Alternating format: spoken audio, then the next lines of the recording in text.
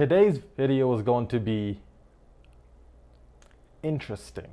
How's it going, people? Welcome back to the channel. Before I get started, if you get value from today's video, give me a thumbs up and hit subscribe. It's a free and easy way to support the channel, and it helps get the video out there to other people also looking for help. I am going to be doing an entire series on the SF-86, and I'm going to answer all of your burning questions. This is going to be video number 1.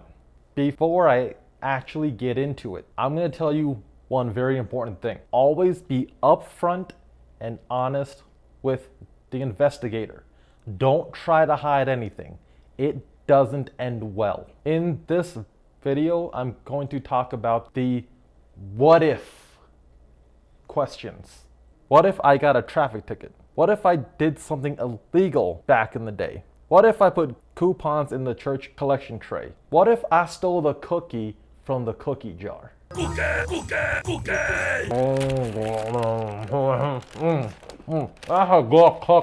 Here's the answer all of you have been waiting to hear. It's not as bad as you think. All right, that's it. We're done. All right, I'm playing. I'll explain. If you're thinking, should I disclose this to the investigator?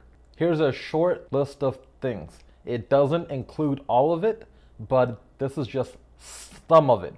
Hit pause, read it over. As a general rule of thumb, when in doubt, spill it out. If you aren't sure if it's something you should or shouldn't tell the investigator, err on the side of caution and tell them. Once you tell them, it becomes their problem and then they have to go figure it out. It's their job, that's what they get paid to do. Traffic tickets and parking violations don't count. If you have unpaid traffic and parking violations, then you have to tell the investigator because you have an outstanding debt with the county or the state or whomever. If you are one of these people, I have expunged records and I have a juvenile record that was sealed after I turned 18. I'm good to go, right? Yeah, you're fine. You're good to go. No, you're not. You have to disclose that to the investigator. Why? When you are applying for a federal security clearance, everything, all of it, everything is fair game. Expunged records, juvenile records, everything being sealed, guess what? All you did was pay a higher attorney's fee. That was it. You still have to tell the investigator. And if you think you don't, you're gonna find out the hard way. There is a point where you can start having issues. And there's 2 types. There's other ones, but these are the 2 common ones. Number 1, if you were supposed to disclose something to the investigator and you didn't tell them and they hear about it from somebody else, that's a huge red flag. It's okay, it happens. I too found out. I had debts with apartments and schools I didn't pay and I didn't have any idea and I didn't tell the investigator.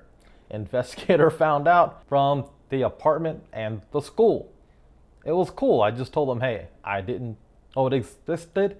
I'm gonna go pay the bills. I paid the bills and that was it. Here's where a lot of people get themselves into very hot water. If an investigator calls you and they outright confront you on something and you still deny it, what do you think is gonna happen? Federal investigators are very creative people.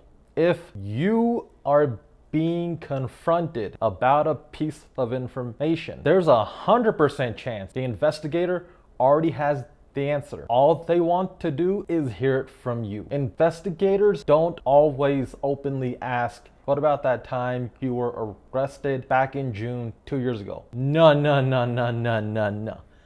That would be way too easy. They will call you up and ask you, hey, have you ever been arrested before? What's done is done. It's in the past. Don't do it ever again. Number 2, don't do something you don't want your spouse to find out about.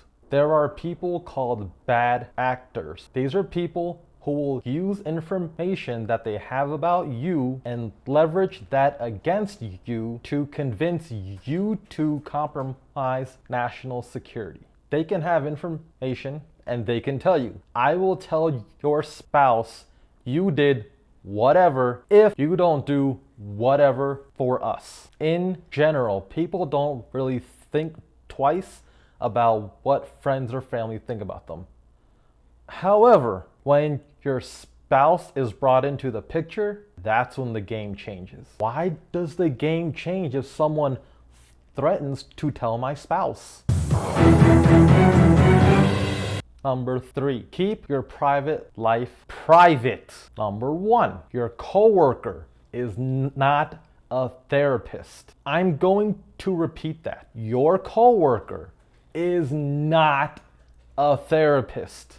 Number 2, you don't have to tell your friends everything. Your friends know your secrets, but they don't always keep your secrets. Be careful who you tell what. Number 3, the only people who should know everything about you are you, God, and the investigator. And if you have a spouse, your spouse. Also, if you are engaged, you should probably sit your fiance down and start telling them everything. You don't want anything to come back and bite you later on. All right, people, that's all I've got. I have other videos coming up. Until then, you got this.